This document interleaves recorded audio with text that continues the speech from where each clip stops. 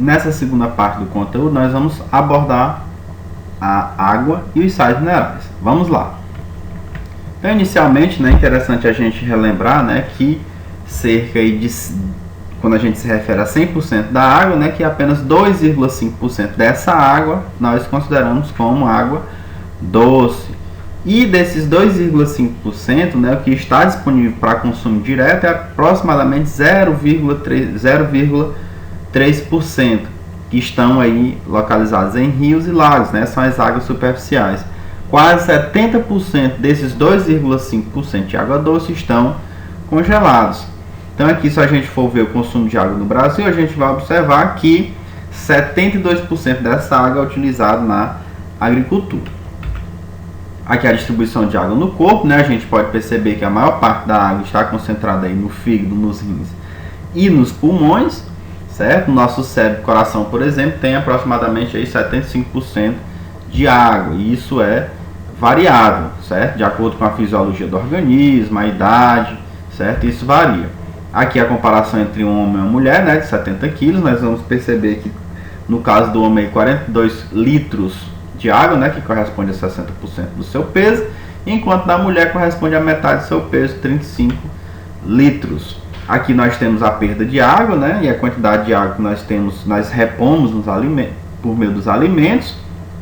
A perda de água aí, no caso, a maior parte é pela urina, certo? No caso da reposição, aí nós temos um maior percentual nas bebidas, né, sucos e a própria água. No que diz respeito às características, né, da molécula da água, a gente pode ver que ela tem uma polaridade, né, ela tem polaridade. Nós podemos ver que o oxigênio tem uma carga positiva, enquanto que o hidrogênio tem uma carga, aliás, o oxigênio tem uma carga negativa, enquanto que o hidrogênio tem uma carga positiva. Isso daí ajuda na formação de pontes de hidrogênio, né, que são essas ligações. Por exemplo, as pontes de hidrogênio a gente encontra, por exemplo, nas moléculas de DNA. Temos ainda aí o fato de que a água é considerada um solvente universal, né? A maior parte das substâncias que nós conhecemos, elas são dissolvidas em água. Como vocês podem ver aqui, a água é uma substância hidrofílica, né? Ela dissolvendo aqui no caso o cloreto de sódio. E no que diz respeito a outras substâncias, né? Como por exemplo os lipídios, a água apresenta, aliás, os lipídios aí apresentam como substâncias hidrofóbicas.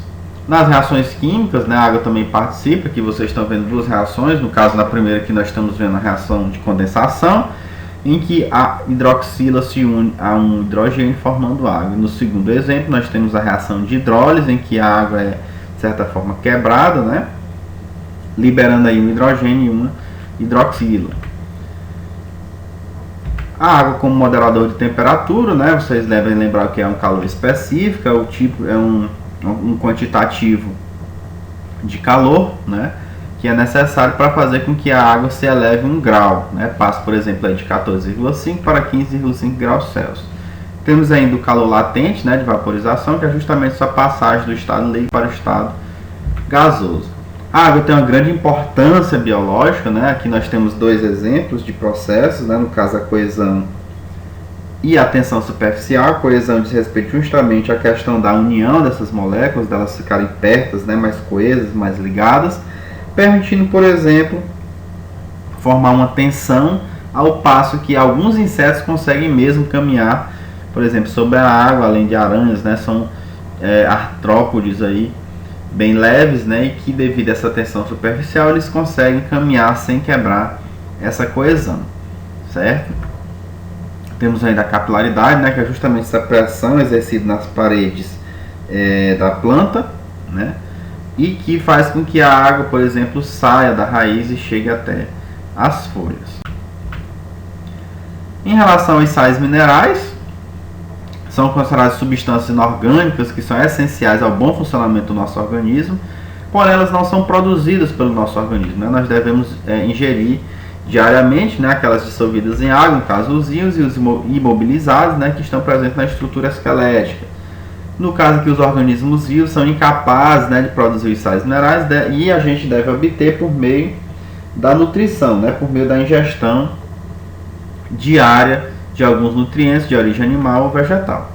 Lembrando que o processo de desidratação, né, que é justamente a perca de água, pode levar à morte.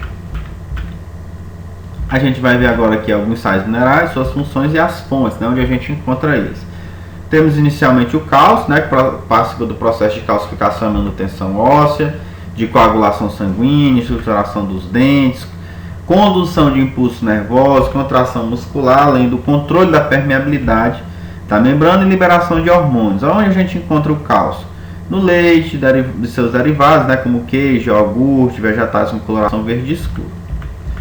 Temos ainda o cloro, né, que participa da composição do líquido extracelular, controle do balanço do líquido, e a gente encontra esse tipo de sal, de elemento, né, no sal de cozinha, nos frutos do mar, leite, carnes e ovos. Temos ainda o cobalto, né, que participa aí da composição da vitamina B12, é essencial à produção de hemácias, né, e a gente encontra ele em carnes e laticínios. Temos ainda o cobre, né, que está presente aí, aliás, faz parte, né, da composição de algumas enzimas e é essencial à síntese de hemoglobina. A gente pode encontrar o cobre em fígado, ovos, peixes, trigo integral e feijão, certo?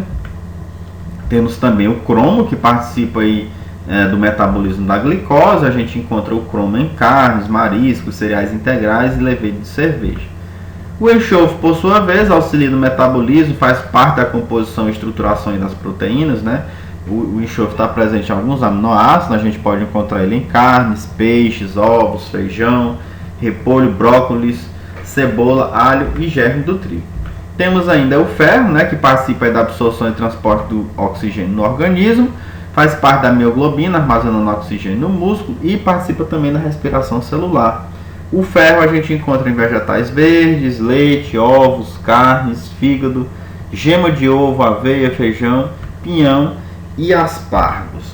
Um outro elemento importante também é o flúor, que participa da remineralização dos dentes. A gente encontra ele em verduras, carnes, peixes, arroz e feijão, além da água encanada, né?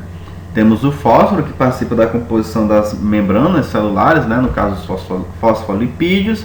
Temos aí como o fato de ele ser um componente importante dos ossos, participa de atividades enzimáticas e fornece energia na forma de ATP ao nosso organismo, além de compor o DNA e o RNA. A gente encontra o fósforo em leite, derivados dos ovos, carnes, peixe, repolho, ervilha, feijão e cereais.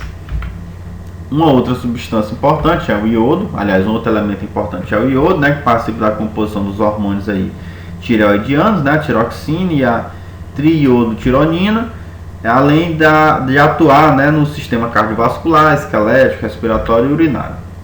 A gente encontra o iodo em frutos do mar, peixe e no sal de cozinha iodado.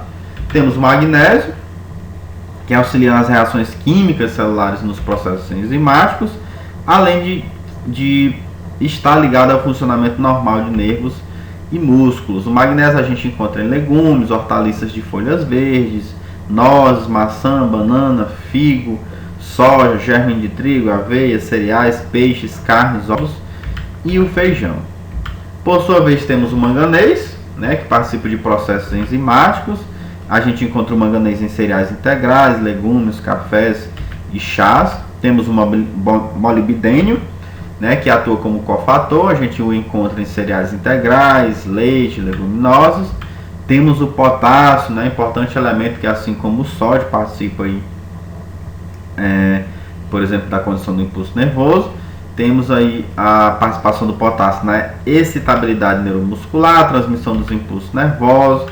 Temos ainda a regulação da quantidade de água no organismo, produção de proteínas e glicogênio, além do controle da pressão sanguínea. A gente encontra aí o potássio em carne, leite, ovos, cereais, banana, melão, batata, feijão, ervilha, tomate e frutas cítricas. Temos aí o selênio, participa do metabolismo de gorduras, né, importante para enzimas, bom funcionamento de enzimas que previnem o câncer. A gente o encontra em carnes, ovos, tomate, milho, cereal, fígado e frutos do mar. O sódio, por sua vez, né, auxilia na contração muscular, é importante no balanço hídrico dos corpos, assim como o potássio, e participa também da condição do impulso nervoso. A gente encontra o sódio no sal de cozinha, ovos, carne, verduras e algas marinhas. Temos o zinco. Zinco é um importante elemento, né, que compõe a estrutura de várias enzimas, particularmente as enzimas digestivas, além de atuar no metabolismo da insulina, né? Está presente aí na carne, no fígado, no frango, em peixes, mariscos, ovos, germe do trigo, ervilha e castanha do Pará.